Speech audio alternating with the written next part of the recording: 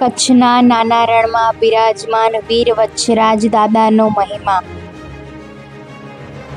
ગુજરાતના સુરેન્દ્રનગર જિલ્લામાં કચ્છના નાના રણમાં વીર વચ્છરાજ દાદા બિરાજમાન છે. દૂર દૂરથી લોકો પોતાની મનોકામના પૂર્ણ કરવા માટે દાદાના દર્શને આવે છે.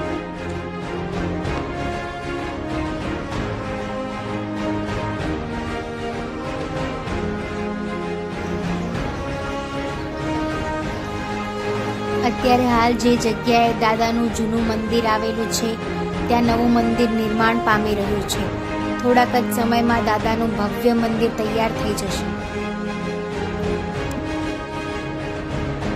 વીર વચ્છરાજ દાદાના મંદિરે દરરોજ હજારોની સંખ્યામાં શ્રદ્ધાળુઓ આવે છે.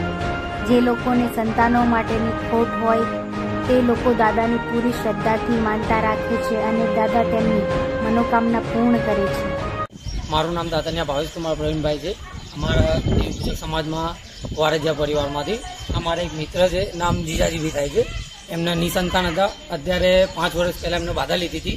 અમે અહીંયા 7 વર્ષ થયા છીએ અને 5 વર્ષ પહેલાં એમને બાધા લીધી હતી બાબા માટે. અત્યારે બાબો થઈ ગયો છે અને 5 વર્ષ પછી અમે એની બાધા પૂર્ણ કરવા આવ્યા છીએ. જેને હડકાયું કૂતરું કરડ્યું હોય, ગાય ભેંસ દૂધ ન આપતી હોય, નજર લાગી હોય, તેની પણ લોકો દ્વારા માનતા રાખવામાં આવે છે અને દાદા તેમની પણ મનોકામના પૂર્ણ કરે છે. દાદાના દર્શને આવતા ભાવિ ભક્તો માટે વીર વચ્છરાજ ટ્રસ્ટ દ્વારા ચા પાણી તેમજ જમવાની 24 કલાક સુવિધા પૂરી પાડવામાં આવે છે અને આ સેવા વિના મૂલ્યે પૂરી પાડવામાં આવે છે. મંદિરના પટાંગણમાં દર્શને આવતા લોકો માટે અતિથિગૃહ બનાવવામાં આવેલ છે. પરિવાર સાથે લોકો દાદાના સાનિધ્યમાં રાતવાસો કરી શકે તે માટે પણ વ્યવસ્થા કરવામાં આવેલ છે. ગૌશાળામાં આશરે 8 થી 10 હજાર ગાયો છે. દાતાઓ દ્વારા દર વર્ષે ગાયો માટે ઘાસચારાની વ્યવસ્થા કરવામાં આવે છે. નમસ્કાર મિત્રો, આજે આપણે વચ્છરાજ બેટ એટલે કે વચ્છરાજ દાદાના સાનિધ્યમાં દર્શન કરવા આવેલા છીએ. એનો જે ઇતિહાસ છે એ ઇતિહાસ બાબતે આપણે બાપુ સાથે વાત કરીશું. બાપુ, એનો શું ઇતિહાસ, ખરેખર શું ઇતિહાસ છે એનો? ઇતિહાસમાં એવું છે, દાદાનું મૂળ જન્મભૂમિ કાલવી છે. અને કાલે એમાં શું દરબારમાં એવું હોય કે ભાણેજને મોસાળમાં મોટા થવા મોકલે. રોલાળા ગામ છે ત્યાં એમના મોસાળમાં મોટા થવા ત્યાં પહોંચે. પછી મોસાળમાં મોટા થયા પછી એમના મામા એમ કે ભાઈ આને મારે લગ્ન કરી દેવાતું પોતાના વચ્છરાજના. અને કુંવર ગામ છે ત્યાં જાન લઈને આવેલા લેતી વખતે. પેલા એવું તો ગાયોના ધણ જે વારી જતા હતા એમાં પેલો ફેરો ભર્યા, બીજો ફેરો ગાયનો ધણ હારી ગયા. પણ ગાયો લઈને આવ્યા એમાં દેવલમાની ગાય એક નતા લઈને આવ્યા. એટલે પછી દેવલમાએ વચ્છરાજ દાદાને કીધું કે મારી ગાય હજી નથી આવી, જ્યાં સુધી એનું દોર દઈને લીવા ના કરું, ધોઈ લીધા પછી દીવો કરો ને ત્યાં સુધી જમતી નથી. એટલે પછી દાદા પાછા આવે છે. એટલે અહીંથી 20 કિલોમીટર જળ પડ્યું હતું મસ્ત.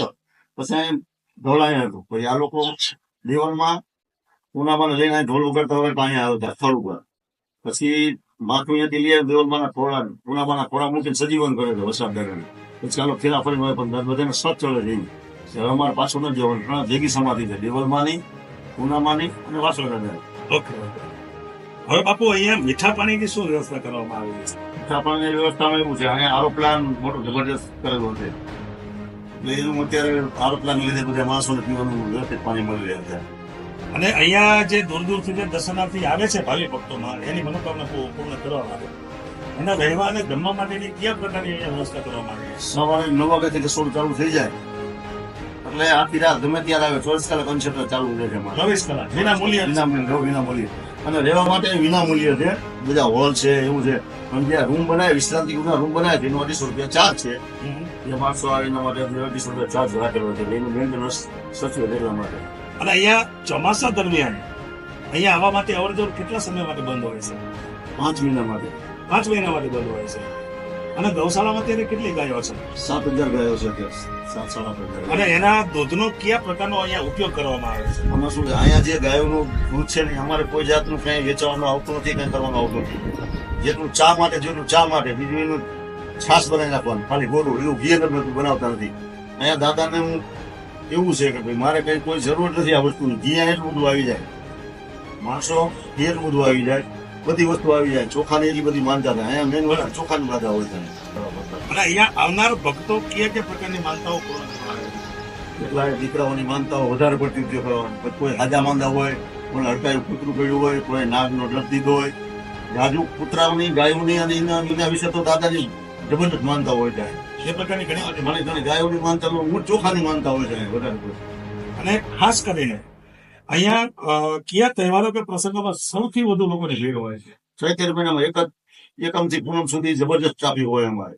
એકમથી પૂનમ હા, સુધી. બાકી હોળી ધૂળેટી છે, શિવરાત્રી છે, મોટા મોટા તહેવારોમાં અહીંયા 15,000-25,000 માણસો વસૂલ કાયમ હોય છે અમારે. અને વત્સરાજ દાદાની અહીંયા સ્થાનકે આવવા માટે કયા ગામથી આવી શકાય છે? જીજુવાડાથી આવી શકાય, આમ કુડાથી આવી શકાય, આમ ખોટાથી આવી શકાય, આમ પ્લાસવાથી આવી શકાય. ચારે બાજુના રસ્તા અત્યારે ચાલુ છે અત્યારે. અને એક વધુમાં કે વત્સરાજ દાદાનો પ્રસાદ સાથે લઈ જઈ શકાતો નથી. એનો ઇતિહાસ એવો છે, ઘણા વર્ષો પહેલા હું સંઘ અહીંથી ડાયરેક્ટ વચ્ચે નીકળ્યો સ્વર રસ્તામાં. એટલે વાણિયા સંઘ જે તે વખતે નીકળ્યો હતો. પછી અહીંયા લોકોએ કીધું હતું કે તમે પ્રસાદ અહીંયાથી ના લઈ જાઓ, પણ પોતે લઈ ગયા લાડવાની. પછી દાદા અહીંયા પરચો આપ્યો, ભાઈ પથ્થર જે બની ગયા, પછી પાછા મૂકવા આવ્યા અહીંયા.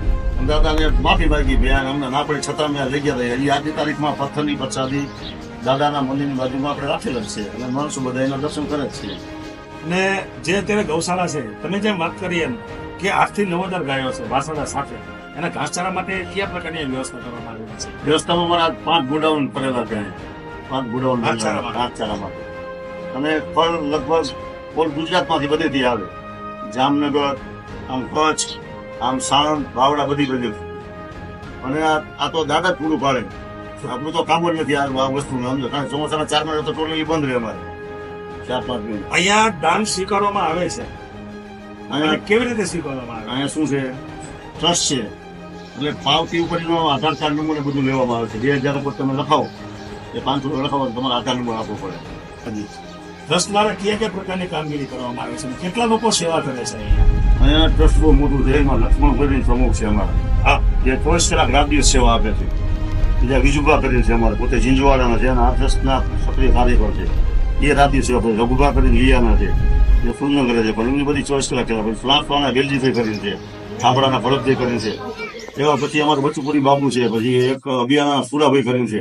તો હું ટોટલી 4 દિશામાંથી, ઓલ ગુજરાતમાંથી, બોમ્બેમાં એક વનવીભાઈ કરીને છે. એવા ઘણા બધા ટ્રસ્ટીઓ, એટલે કે કોઈ હિસાબ નહીં. ટ્રસ્ટીઓ ઘણા છે, ટ્રસ્ટ મોટું છે, પણ બધા ટ્રસ્ટીઓની રાત દિવસ મહેનત ઘાસચારો લાવવા માટે. જામનગરના ઘણા ટ્રસ્ટીઓ છે, કચ્છના ટ્રસ્ટીઓ છે, અલ્હારના છે, જામનગર, રાધનપુરના બધા ટ્રસ્ટીઓ છે. એમાં લક્ષ્મણભાઈ પ્રમુખ છે અને બીજું બહુ પ્રમુખ છે, સવાણી સાહેબ છે અમારે. હું વાત જવા દઈએ નહીં કે ટ્રસ્ટીઓ તો રાત દિવસ મહેનત કરે. નગર બ્યુરો રિપોર્ટ દિનેશ શ્રીમાળી, દખતા ન્યૂઝ.